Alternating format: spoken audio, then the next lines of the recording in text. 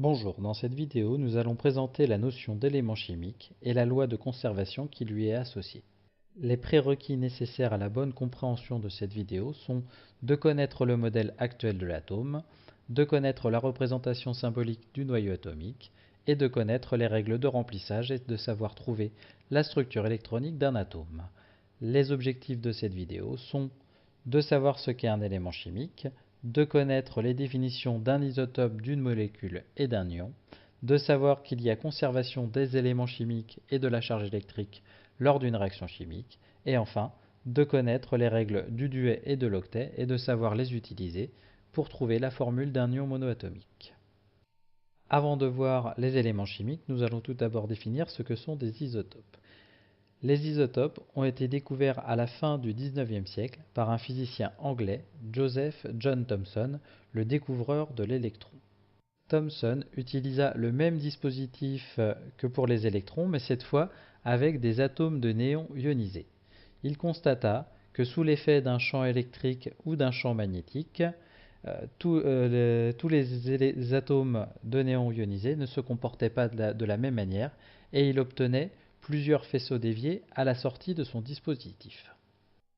Quelques années plus tard, le dispositif de Thomson fut amélioré par un autre physicien anglais du nom de Francis Aston, inventeur du spectromètre de masse, et à l'aide de cet appareil, Aston introduit la notion d'isotope en expliquant pourquoi les atomes de néon ionisés se comportaient différemment sous un champ électrique et sous un champ magnétique. Donc les isotopes sont définis comme étant des noyaux ayant le même nombre de protons, mais un nombre différent de neutrons.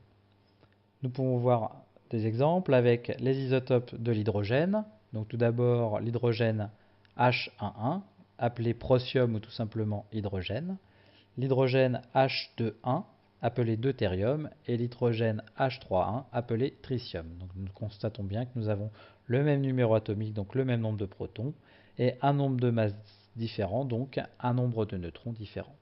Nous pouvons également voir les isotopes du carbone, donc le carbone 12,6, le carbone 13,6, le carbone 14,6 par exemple. Ce dernier, le carbone 14, étant radioactif et permet de faire de la datation. Nous pouvons aussi voir les isotopes du chlore avec le chlore 35,17, le chlore 36,17 et le chlore 37,17.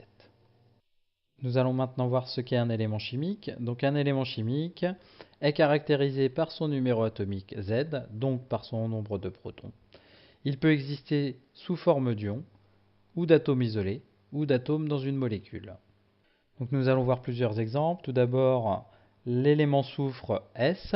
Donc l'élément soufre peut se trouver soit sous forme d'atome isolé S, soit sous forme d'atome dans une molécule SO2, ou alors soit sous forme d'atome qui intervient dans un ion ici polyatomique SO4 L'élément sodium Na, qui peut exister lui aussi sous forme d'atome isolé Na, sous forme d'ion monoatomique Na+, ou alors dans une molécule ou solide ionique NaCl.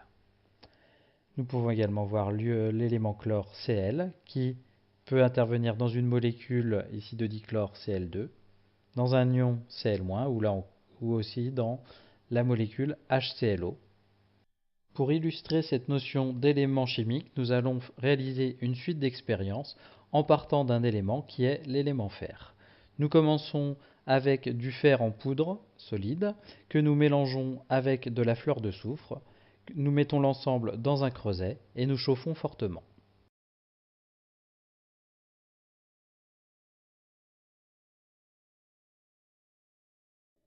Nous obtenons à la fin un solide qui est du sulfure de fer de formule FeS.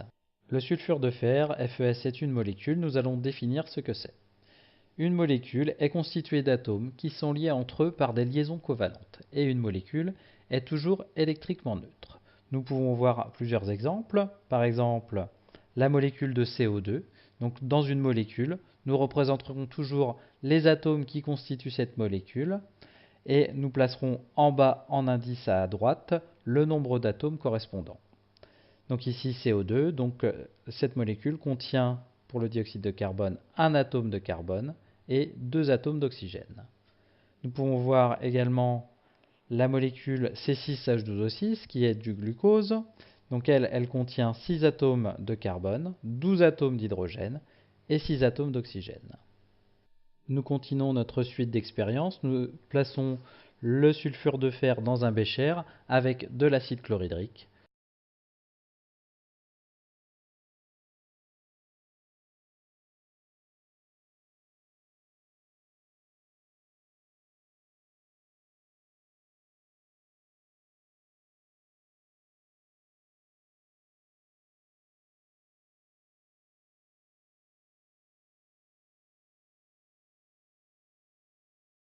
Au bout d'un moment, nous observons une effervescence. Nous avons production d'hydrogène sulfuré H2S et nous voyons le morceau de sulfure de fer se désagréger.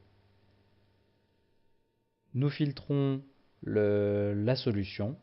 Nous obtenons un filtrat incolore avec une légère coloration verdâtre qui nous indique la présence d'ions Fe2+. Nous avons donc formé des ions Fe2+. Nous allons définir ce que sont des ions. Donc un ion est un atome ou groupement d'atomes ayant perdu ou gagné un ou plusieurs électrons. Nous allons avoir deux types d'atomes. Nous avons les anions qui vont être des ions chargés négativement et les cations qui sont des ions chargés positivement. Nous allons voir plusieurs exemples d'ions. Donc tout d'abord les anions monoatomiques du type Br-, donc l'ion bromure, ou O2-, les anions polyatomiques, donc là constitués d'un bloc d'atomes qui a gagné ou perdu des électrons, donc NO3-, l'ion nitrate, ou SO4-, l'ion sulfate. Les cations monoatomiques, par exemple l'ion Fe2+, ou l'ion Li+, et les cations polyatomiques, par exemple l'ion NH4+, donc l'ion ammonium, ou l'ion H3O+, l'ion oxonium. Dans le bécher contenant notre filtrat, nous ajoutons maintenant une solution concentrée d'hydroxyde de sodium. Nous observons l'apparition d'un précipité foncé.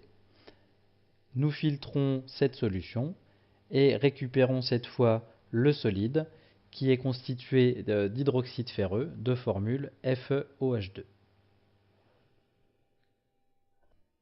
Le papier filtre contenant l'hydroxyde ferreux est ensuite laissé plusieurs jours à l'air libre et en présence d'un milieu humide et d'oxygène, l'hydroxyde ferreux forme de l'hydroxyde ferrique de formule FeOH3 que nous pouvons voir par la coloration orangée prise par le solide. L'hydroxyde ferreux est ensuite récupéré et placé dans un creuset. Nous le chauffons fortement avec un chalumeau et nous obtenons à la fin un solide rougeâtre qui est de l'oxyde de fer de formule Fe2O3. Cet oxyde de fer est ensuite mélangé avec de la poudre d'aluminium. Nous plaçons une mèche de magnésium que l'on enflamme et nous avons alors une réaction fortement exothermique qui produit du fer solide.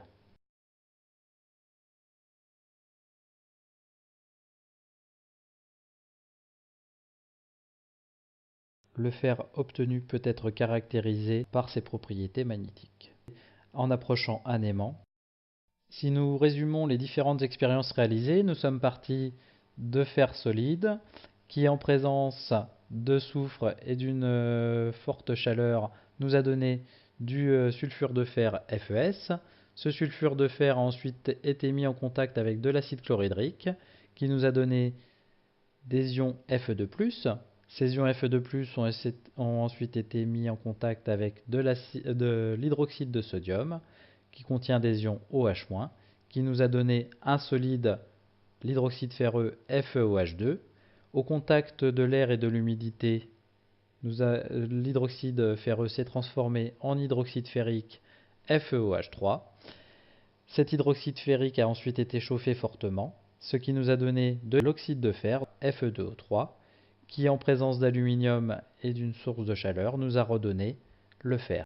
Nous voyons donc que nous sommes passés d'atomes isolés de fer à des atomes de fer présents dans les molécules, à des ions monoatomiques de fer, à des atomes présents dans les molécules, pour redonner à la fin des atomes isolés de fer. Nous avons donc eu modification des espèces chimiques. Par contre, l'élément fer initial s'est conservé durant toutes les différentes étapes. Nous avons donc eu conservation ici de l'élément fer dans l'ensemble des manipulations. Ce constat va nous permettre d'énoncer les règles de conservation. Donc lors d'une réaction chimique, nous avons toujours conservation des éléments chimiques. Et cette loi va nous servir à équilibrer des équations chimiques lorsque nous serons en présence de molécules et d'atomes. Si nous sommes en présence d'ions, il faudra utiliser une deuxième loi qui est la conservation de la charge électrique totale lors d'une réaction chimique. Et dans ce cas, donc, nous pourrons équilibrer les équations qui vont faire intervenir en plus des ions. Nous allons voir un exemple avec la deuxième étape de notre cycle du fer qui consiste à mettre le sulfure de fer en présence avec de l'acide chlorhydrique. Donc l'équation correspondante est la suivante.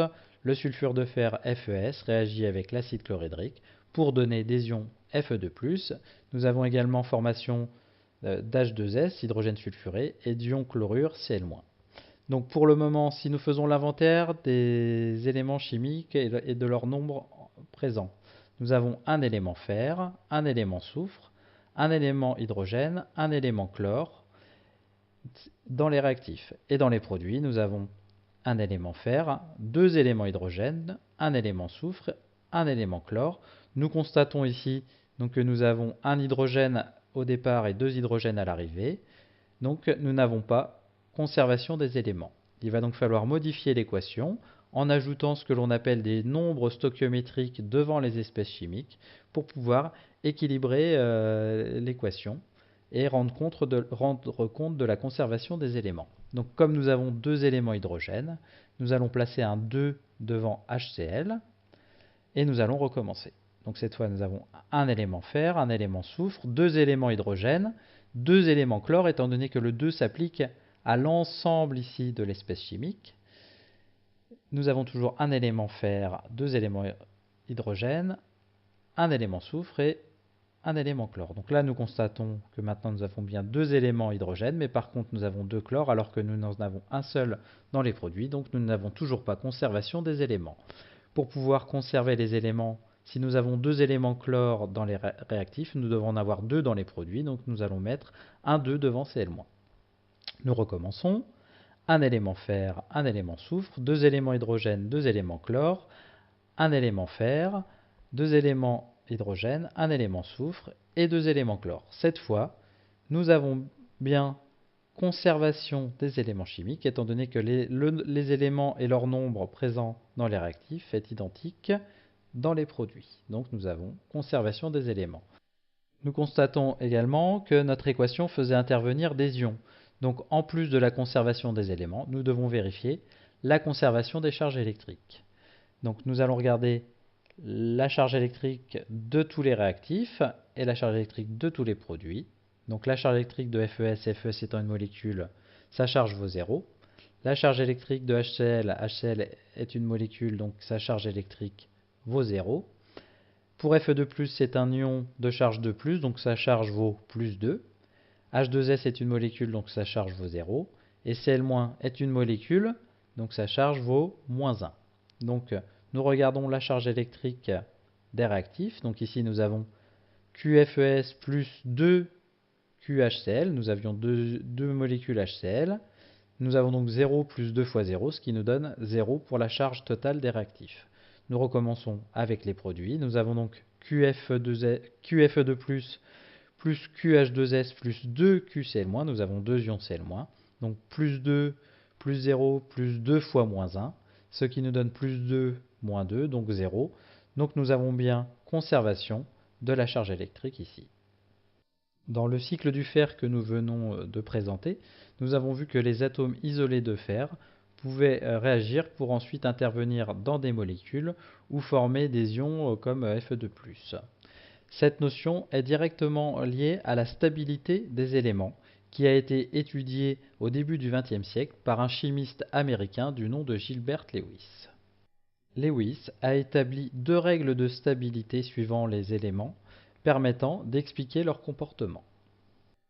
La première règle dit que Les atomes de numéro atomique inférieur ou égal à 4 vont chercher à acquérir la structure de l'hélium. L'hélium a pour numéro atomique Z égale 2. Il a donc une structure électronique K2 que l'on nomme structure en duet. Pour pouvoir acquérir cette structure K2, les atomes vont chercher soit à gagner ou à perdre des électrons sur leur couche externe.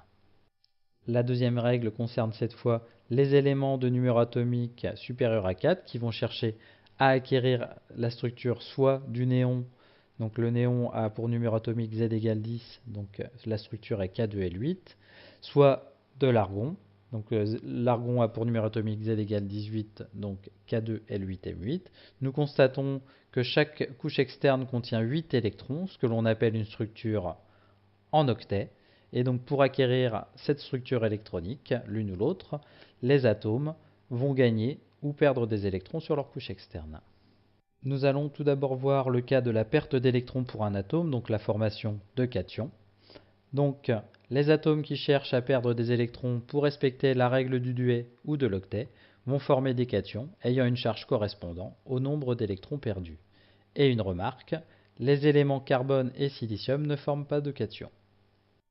Nous allons voir un exemple d'application avec l'atome de beryllium Be. Cet atome a pour numéro atomique Z égale 4, il a donc 4 protons, et comme l'atome est neutre, il a également 4 électrons. Nous pouvons en déduire sa structure électronique, K2L2. Donc cet atome a pour couche interne la couche K, et couche externe la couche L, qui contient 2 électrons. Sachant que son numéro atomique est de 4, il va respecter la règle du duet. Donc le gaz rare à considérer est l'hélium. L'hélium qui a un numéro atomique Z égale 2, donc une structure K2 en duet. Pour pouvoir passer de K2L2 à K2, nous voyons que l'atome de beryllium doit perdre 2 électrons.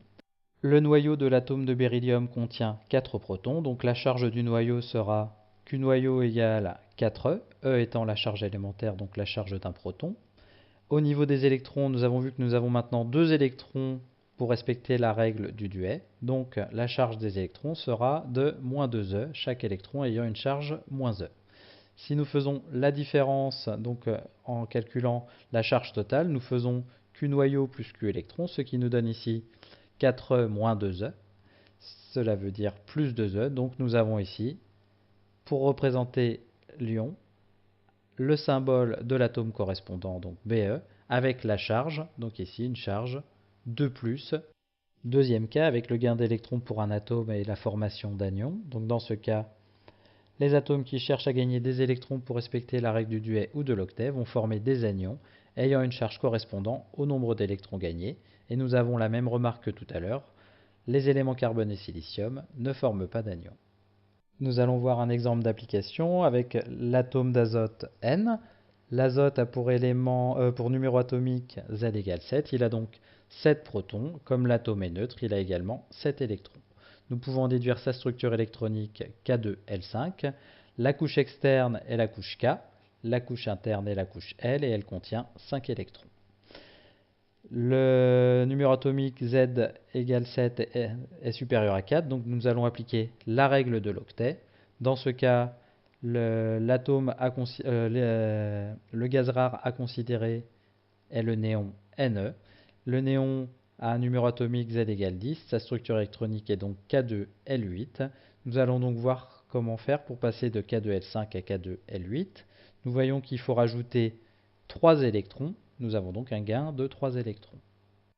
Le noyau de l'atome d'azote contient 7 protons. Nous avons donc une charge électrique pour le noyau qui sera de 7E. Nous avons vu que pour respecter la règle de l'octet, l'azote allait avoir 10 électrons. La charge totale des électrons sera donc de moins 10E. Nous cherchons la charge totale en faisant Q noyau plus Q électrons. Ici nous avons 7E moins 10E, nous voyons que nous avons une charge qui est de moins 3E. Nous allons donc représenter notre ion en plaçant l'atome d'azote et cette fois en exposant à droite une charge de 3-.